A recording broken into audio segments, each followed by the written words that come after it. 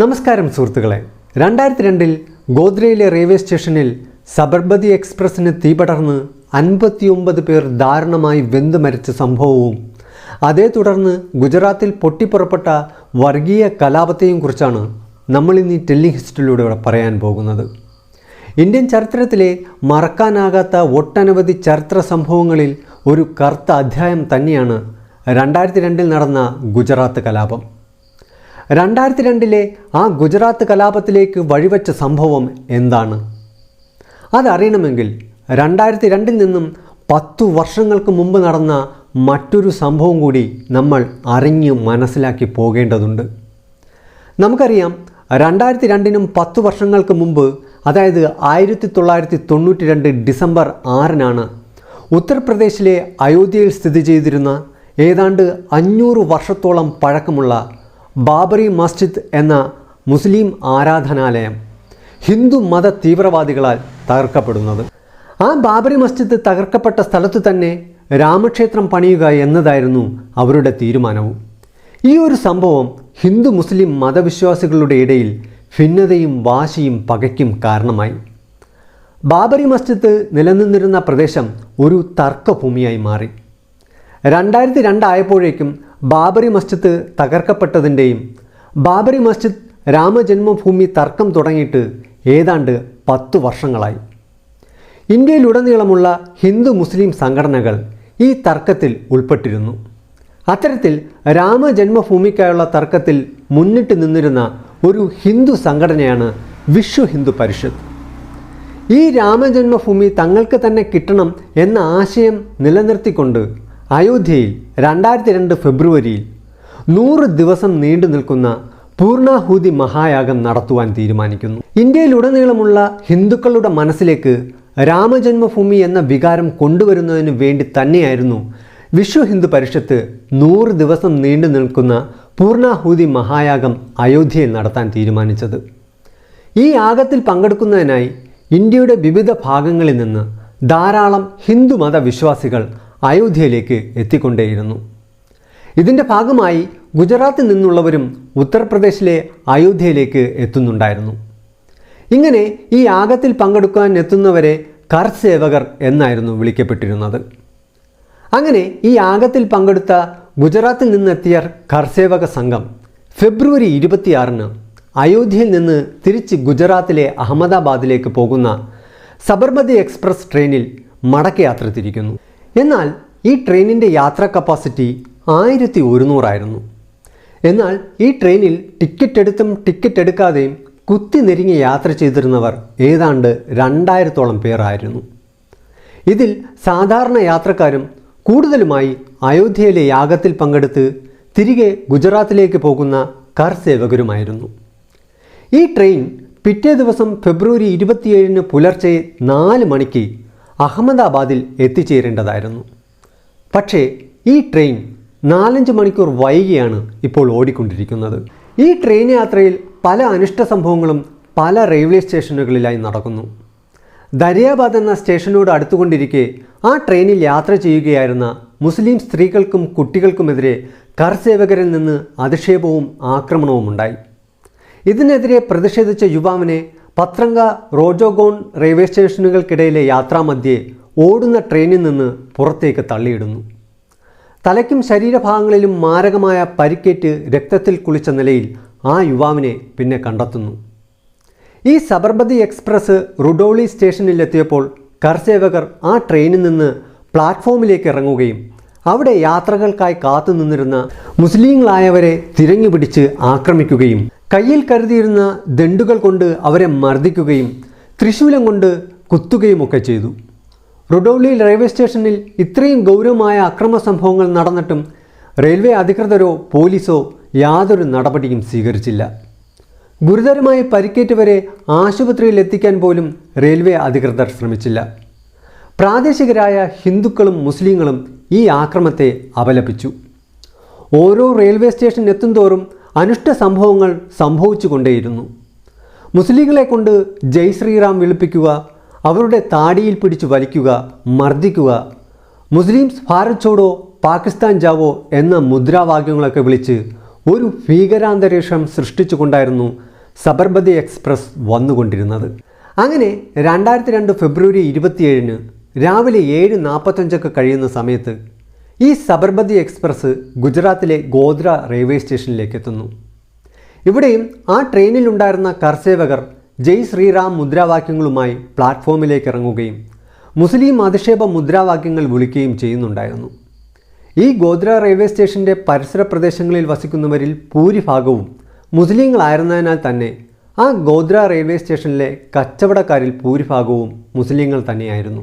Sabarmati express വന്നു നിന്ന സമയത്ത് തന്നെ ആ സ്റ്റേഷനിലെ ചായ വിൽപ്പന നടത്തുന്ന മധ്യവയസ്കനായ മുസ്ലിമായ വ്യക്തി ട്രെയിൻ ബോഗിക്കുള്ളിലേക്ക് കയറി ചായ വിൽക്കാൻ തുടങ്ങുമ്പോൾ ആ ബോഗിയിലുണ്ടായിരുന്ന കർസേവക സംഘം ആ വൃദ്ധനോട് ജയ് ശ്രീറാം വിളിക്കാൻ ആവശ്യപ്പെടുകയും അദ്ദേഹത്തിൻ്റെ ചായ ഗ്ലാസുകൾ തട്ടിക്കളയുകയും അദ്ദേഹത്തെ ആ ട്രെയിനിൽ നിന്ന് കഴുത്തിനു പിടിച്ച് പുറത്താക്കുകയും ചെയ്തു.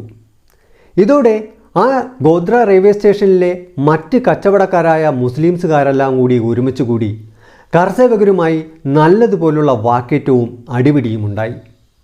ഇതേ സമയത്ത് ആ സ്റ്റേഷനിൽ വെറും 5 മിനിറ്റ് മാത്രം നിർത്തിയിട്ടിരുന്ന ട്രെയിൻ ഗോദ്ര റെയിൽവേ സ്റ്റേഷനിൽ നിന്നും പുറപ്പെടാൻ ആരംഭിച്ചു. എന്നാൽ ഗോദ്ര റെയിൽവേ സ്റ്റേഷനിലെ പ്ലാറ്റ്ഫോമിൽ ഇറങ്ങിയ ഭൂരിഭാഗം കർസേവകർക്കും ആ ട്രെയിനിനുള്ളിലേക്ക് കയറാൻ കഴിഞ്ഞിരുന്നില്ല. വളരെ മെല്ലെ മുന്നിലേക്ക് നീങ്ങിക്കൊണ്ടിരിക്കുന്ന ട്രെയിനിലേക്ക് പലരും ഓടിക്കയറി. മറ്റു കുറേ പേർ അടിയും കൊണ്ടുകൊണ്ട് തന്നെ ഈ ട്രെയിനിൽ കയറുന്നതിനായി ഈ ട്രെയിനിൻ്റെ പിന്നാലെ ഓടുന്നുമുണ്ട്. എന്തായാലും ട്രെയിൻ ഗോദ്രയിലെ റെയിൽവേ സ്റ്റേഷനിലെ പ്ലാറ്റ്ഫോമൊക്കെ പിന്നിട്ട് മുന്നോട്ട് നീങ്ങി. തങ്ങളുടെ കൂടെ വന്ന പലരും തിരികെ ട്രെയിനിലേക്ക് കയറിയിട്ടില്ല എന്ന് ബോധ്യപ്പെട്ട കർസേവകർ ട്രെയിനിൻ്റെ ചങ്ങല വലിച്ച് ട്രെയിൻ നിർത്താൻ ശ്രമിച്ചുകൊണ്ടേയിരുന്നു. അങ്ങനെ ഏതാണ്ട് 200 മീറ്ററോളം മുന്നോട്ട് പോയ ട്രെയിൻ അവിടെ നിർത്തുന്നു. ട്രെയിനിൽ കയറുന്നതിനായി പിന്നാലെ ഓടി വന്ന കർസേവകർ പിന്നെ കാണുന്നത് ട്രെയിനിലെ S6 എന്ന കോച്ചിൽ നിന്നും ഉയരുന്ന തീയും പുകയുമാണ്. ഫയർഫോഴ്സ് എത്തി തീ അണയ്ക്കുന്നതിന് മുന്നേ തന്നെ S5 എന്ന കോച്ചിലേക്കും കൂടി തീ പടർന്നിരുന്നു. അതിൻ്റെ ഫലമായി 22 പുരുഷന്മാരും 27 സ്ത്രീകളും 10 കുട്ടികളുമടക്കം 59 പേർ ആ അപകടത്തിൽ വെന്തു മരിക്കുന്നു. ഏതാണ്ട് ഉച്ചയോടടുക്കുന്ന സമയത്ത് തന്നെ ഗുജറാത്തിലെ അന്നത്തെ മുഖ്യമന്ത്രിയായിരുന്ന നരേന്ദ്രമോദിയും മറ്റു മന്ത്രിമാരും ഗോദ്രയിലെത്തി അപകടം നടന്ന ട്രെയിൻ സന്ദർശിച്ചു. നരേന്ദ്രമോദിയുടെ നിർദ്ദേശപ്രകാരം മൃതദേഹങ്ങളെല്ലാം അഹമ്മദാബാദിലേക്ക് കൊണ്ടുപോയി. അപ്പോഴും ആർക്കും തന്നെ മനസ്സിലാകാത്ത കാര്യം എങ്ങനെയാണ് S5, S6 കോച്ചുകൾക്ക് തീ പിടിച്ചത് എന്നതായിരുന്നു. ഇതേസമയം ഗുജറാത്തിലെ ന്യൂസ് ചാനലുകളെല്ലാം ഇതേ സംഭവങ്ങളുമായി ബന്ധപ്പെട്ട വാർത്തകളാൽ ലൈവായിരുന്നു. ഈ മൃതദേഹങ്ങൾ പൊതുദർശനത്തിന് വയ്ക്കുന്നതും ആശുപത്രികളിലേക്ക് മാറ്റുന്നതും ശ്മശാനങ്ങളിലേക്ക് കൊണ്ടുപോകുന്നതുമെല്ലാം ന്യൂസ് ചാനലുകളിൽ ലൈവായി സംപ്രേഷണം ചെയ്തുകൊണ്ടേയിരുന്നു. ഈ ഒരു സംഭവത്തിൽ കർസേവകർ മാത്രമായിരുന്നില്ല മരണപ്പെട്ടിരുന്നത്. സാധാരണയായ യാത്രക്കാർ വരെ ഈ അപകടത്തിൽപ്പെട്ടിട്ടുണ്ടായിരുന്നു. എന്നിരുന്നാലും ന്യൂസ് ചാനലുകളിൽ നിരന്തരം വന്നുകൊണ്ടിരുന്ന വാർത്ത അയോധ്യയിലെ പൂർണാഹൂതി മഹായാഗത്തിൽ പങ്കെടുത്ത് തിരികെ വന്നിരുന്ന ട്രെയിനിന് തീപിടിച്ച് കർസേവകർ മരണപ്പെട്ടു എന്നായിരുന്നു. ഈ വാർത്തകൾ ഗുജറാത്തിലെ ഹിന്ദു വിശ്വാസികളിൽ ഇമോഷണലായിട്ടുള്ള വികാരമായി മാറി. മൃതദേഹത്തിന് ആദരവർപ്പിക്കുന്നതിനും ശവസംസ്കാര ചടങ്ങുകളിൽ പങ്കെടുക്കുന്നതിനുമായി ഗുജറാത്തിൻ്റെ പല ഭാഗങ്ങളിൽ നിന്ന് ഹിന്ദു സംഘടനാ പ്രവർത്തകർ വളരെ വൈകാരികമായി ഒത്തുകൂടിക്കൊണ്ടേയിരുന്നു. ഇതേ സമയത്ത് ന്യൂസ് ചാനലുകളിലെ ഗ്രൗണ്ട് റിപ്പോർട്ടർമാർ മറ്റൊരു പ്രശ്നം കൂടി സൃഷ്ടിക്കുന്നു.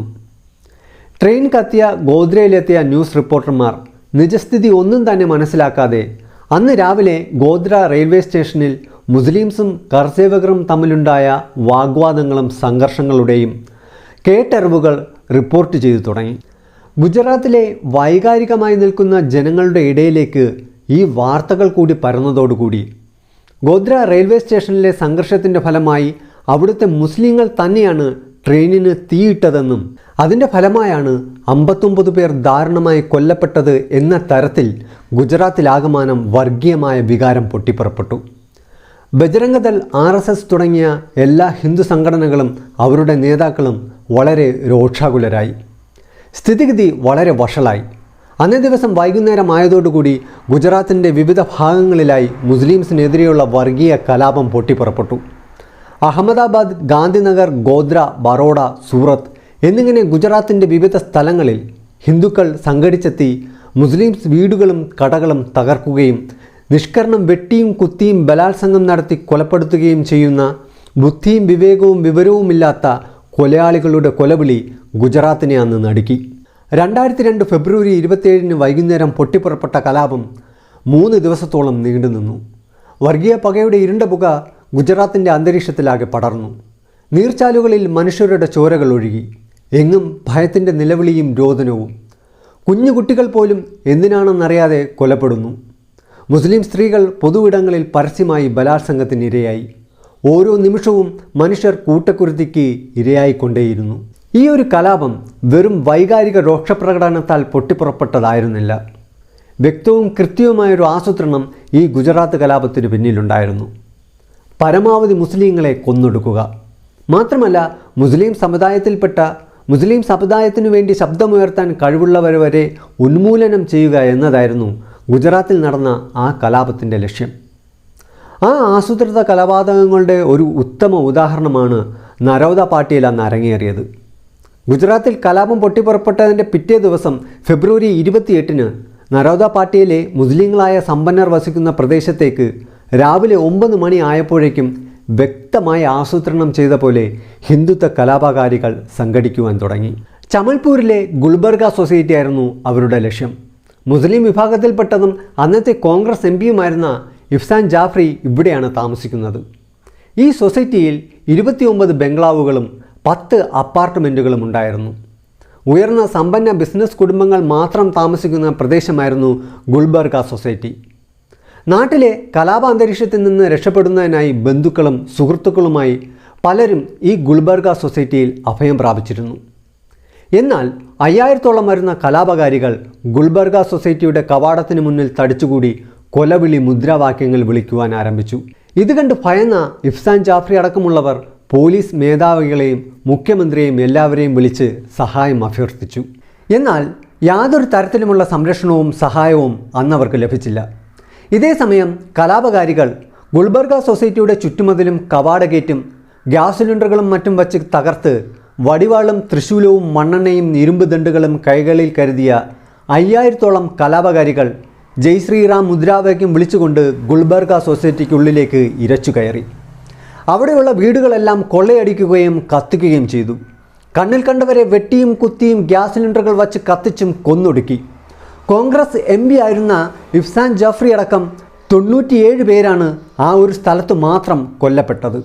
അതുപോലെ വഡോദരയിലെ ബെസ്റ്റ് ബേക്കറിക്ക് എത്തിയിട്ട് അവിടെ ജോലി ചെയ്തിരുന്ന 11 മുസ്ലിങ്ങളും 3 ഹിന്ദുക്കളുമടക്കം 14 പേർ വെന്തു മരിക്കുന്നു. ഗുജറാത്തിൻ്റെ വിവിധ ഭാഗങ്ങളിലായി ആ ഒരു കലാപത്തിൽ 790 മുസ്ലിങ്ങളും 254 ഹിന്ദുക്കളുമടക്കം 1044 പേർ മരണപ്പെട്ടു എന്നാണ് ഔദ്യോഗിക കണക്കുകൾ പറയുന്നതെങ്കിലും അനൗദ്യോഗിക കണക്കുകൾ അനുസരിച്ച് 2000-ലധികം പേർ മരിച്ചുവെന്നും 2500-ലധികം പേർക്ക് പരിക്കുകൾ പറ്റിയെന്നതുമാണ്. ഈ കലാപത്തിൽ നിരവധി മുസ്ലിം സ്ത്രീകൾ മാനഭംഗത്തിനിരയായി. അതിൽ ഏറെ വേദനിപ്പിക്കുന്നത് ഹിമ കൗസു എന്ന 23-കാരിയാണ്. അന്ന് അവൾ 5 മാസം ഗർഭിണിയായിരുന്നു. അവളെ ഹിന്ദുത്വ കലാപകാരികൾ പൊതുസ്ഥലത്ത് വെച്ച് വീട്ടുകാരുടെ മുന്നിലിട്ട് ബലാത്സംഗം ചെയ്യുകയും 5 മാസം ഗർഭിണിയായ അവളുടെ വയറ്റിലേക്ക് തൃശൂലം കുത്തിയിറക്കി ഗർഭസ്ഥ ശിശുവിനെ ശൂലത്തിൽ കൊരുത്ത് പുറത്തെടുത്ത് ആ യുവതിയോടൊപ്പം തീ വച്ച് കത്തിച്ചു കളഞ്ഞു. അതുപോലൊരു മറ്റൊരു സംഭവമാണ് ബിൽക്കിസ് ബാനു. കലാപം ഭയന്ന് മറ്റൊരു ഗ്രാമത്തിലേക്ക് കുടുംബാംഗങ്ങൾക്കൊപ്പം പലായനം ചെയ്യുകയായിരുന്നു ബിൽക്കിസ് ബാനു എന്ന 25-കാരി. അവൾ 3 മാസം ഗർഭിണിയായിരുന്നു. അവളുടെ മാറോട് ചേർത്ത് പിടിച്ച് 3.5 വയസ്സ് മാത്രം പ്രായമുള്ള അവളുടെ മകളും ഉണ്ടായിരുന്നു. മറ്റൊരു ഗ്രാമത്തിലേക്കുള്ള പലായനത്തിനിടെ ഒരു പാടവരമ്പത്ത് വച്ച് 30ഓളം വരുന്ന ഹിന്ദുത്വ കലാപകാരികൾ ഇവരെ കാണുകയും ഇവരെ ആക്രമിക്കുകയും ചെയ്യുന്നു. കലാപകാരികൾ ബിൽക്കിസ് ബാനുവിൻ്റെ മാറോട് ചേർത്ത് പിടിച്ചു വച്ചിരുന്ന 3.5 വയസ്സുകാരിയെ പിടിച്ചുവാങ്ങി കാലിൽ തൂക്കി പാറയിലടിച്ചു കൊന്നു. ബിൽക്കിസ് ബാനുവും അവളുടെ അമ്മയും മൃഗീയമായ ബലാത്സംഗത്തിനിരയായി. ബോധരഹിതയായ ബിൽക്കിസ് ബാനു മരിച്ചുവെന്ന് കരുതി അക്രമകാരികൾ ഉപേക്ഷിച്ചുപോയി. 4 മണിക്കൂർ കഴിഞ്ഞ് ബോധം വന്ന് കണ്ണു തുറന്ന് നോക്കുമ്പോൾ അവൾ കാണുന്നത് അവൾ ഒഴികെ മറ്റെല്ലാവരും കൊല്ലപ്പെട്ടിരിക്കുന്നതായിട്ടാണ്. ഈ 2000-ഓളം പേരെ കൊന്നൊടുക്കിയ ആ ഗുജറാത്ത് കലാപം വ്യക്തമായി ആസൂത്രണം ചെയ്ത് നടപ്പിലാക്കിയത് മുൻ മന്ത്രിയായിരുന്ന മായ ഗോദ്ദാനിയും ബാബുഭായ് പട്ടേൽ എന്നറിയപ്പെടുന്ന ബാബു ബജ്രംഗിയും VHP നേതാവ് ജയ്പ്ദീപ് പട്ടേലുമടങ്ങുന്ന വലിയ നേതൃനിരകളുടെ നേതൃത്വത്തിലാണ്. ഗുജറാത്ത് കലാപം പൊട്ടിപ്പുറപ്പെടാൻ കാരണമായ ഗോദ്രയിലെ സബർമതി എക്സ്പ്രസിനുണ്ടായ തീപിടുത്തം എങ്ങനെയാണെന്നുള്ളത് ഇപ്പോഴും തർക്കവിഷയമാണ്. സബർമതി എക്സ്പ്രസിൽ എങ്ങനെയാണ് തീപിടിച്ചത് എന്നതിന് വ്യക്തത വരുത്തുവാൻ പല അന്വേഷണങ്ങളും നടന്നു. ഇതിൽ റെയിൽവേ നിയോഗിച്ച ബാനർജി കമ്മീഷന്റെ റിപ്പോർട്ട് പ്രകാരം ട്രെയിനിനുള്ളിൽ നിന്നുമാണ് തീ പടർന്നിരിക്കുന്നത്. ഇത് പുറമേ നിന്നാരും കത്തിച്ചതല്ല എന്നായിരുന്നു. എന്നാൽ ആ റിപ്പോർട്ട് സ്വീകരിക്കുവാൻ ഗുജറാത്ത് സർക്കാർ അന്ന് തയ്യാറായിരുന്നില്ല. കാരണം അവർക്ക് ഗുജറാത്ത് കലാപത്തെ ന്യായീകരിക്കുവാൻ മുസ്ലിംസുകാർ തന്നെയാണ് ആ സബർമതി എക്സ്പ്രസിന് തീയിട്ടത് എന്ന തരത്തിൽ ഒരു റിപ്പോർട്ട് വേണമായിരുന്നു. അതിനായി ഗുജറാത്ത് സർക്കാർ തന്നെ നിയോഗിച്ച കമ്മീഷനായിരുന്നു നാനാവതി മേത്ത കമ്മീഷൻ. ഗുജറാത്തിലെ റിട്ടയർഡ് ജഡ്ജിയായ KG ഷായെ ഏകേന്ദ്ര കമ്മീഷനായി ഗുജറാത്ത് സർക്കാർ നിയമിക്കുന്നു. എന്നാൽ അന്നത്തെ ഗുജറാത്ത് മുഖ്യമന്ത്രിയായിരുന്ന നരേന്ദ്രമോദിയുമായി KG ഷായ്ക്ക് അടുത്ത ബന്ധങ്ങളുണ്ടെന്ന് പ്രതിഷേധങ്ങൾ ഉയർന്നപ്പോൾ സുപ്രീം കോടതി റിട്ടയർഡ് ജഡ്ജിയായ ജസ്റ്റിസ് GT നാനാവതിയെയും കൂടി ഉൾപ്പെടുത്തി കമ്മീഷനെ പുനർനിയമിച്ചു. 2008 ജസ്റ്റിസ് ഷായുടെ മരണത്തെ തുടർന്ന് ഗുജറാത്ത് ഹൈക്കോടതിയിലെ റിട്ടയർഡ് ജഡ്ജിയായിരുന്ന അക്ഷയ് H മേത്തയെ കമ്മീഷന്റെ ഭാഗമാക്കി നിയമിച്ചു. കമ്മീഷന്റെ കാലാവധി 3 മാസം മാത്രമായിരുന്നുവെങ്കിലും അന്തിമ റിപ്പോർട്ട് സമർപ്പിക്കുന്നതിനായി 22 തവണ കാലാവധി നീട്ടി നൽകി. 2008 സെപ്റ്റംബറിൽ കമ്മീഷൻ റിപ്പോർട്ട് സമർപ്പിച്ചു.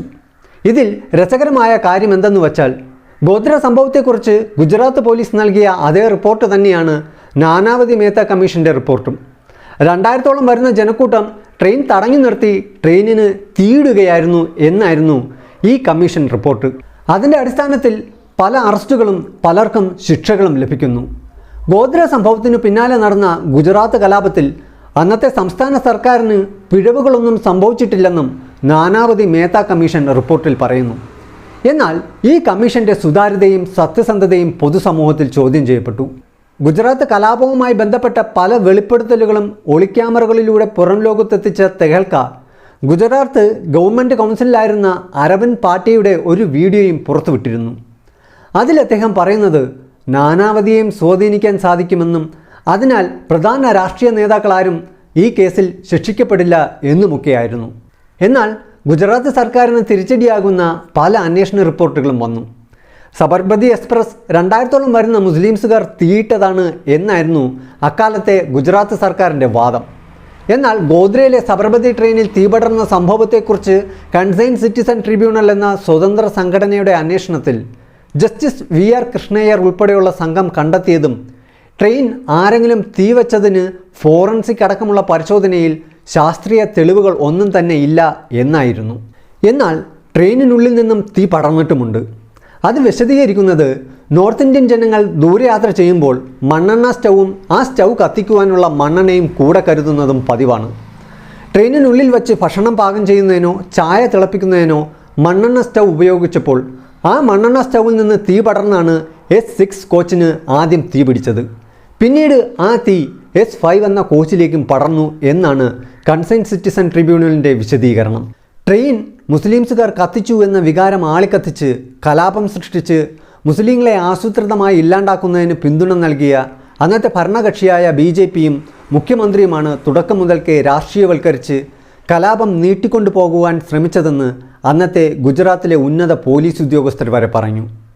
മലയാളിയും 2002 ഗുജറാത്ത് കലാപകാലത്ത് ഇൻ്റലിജൻറ്റ് DGPയായി ഗുജറാത്തിൽ ജോലി ചെയ്തിരുന്ന RB ശ്രീകുമാർ അന്നത്തെ നരേന്ദ്രമോദി സർക്കാരിനും ഹിന്ദുത്വ സംഘടനകൾക്കും കലാപത്തിൽ മുഖ്യ പങ്കുണ്ടെന്ന് ജുഡീഷ്യറിയുടെ മുന്നിൽ പറഞ്ഞിരുന്ന ഉദ്യോഗസ്ഥനായിരുന്നു.